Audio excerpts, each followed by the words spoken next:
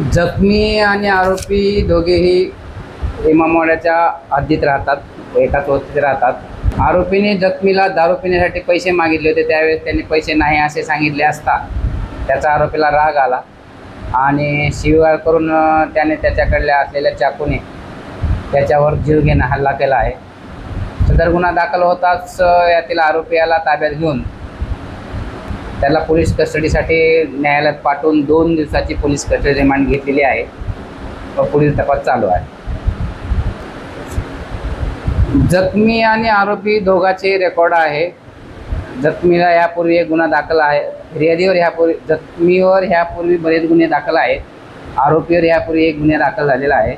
जखमीचे नाव आहे रितेश आश्वजित वानखेडे आणि आरोपीचे नाव आहे मयंक सूरज यादव. आरोपीला ताब्यात घेतलेला आहे. तपास चालू आहे.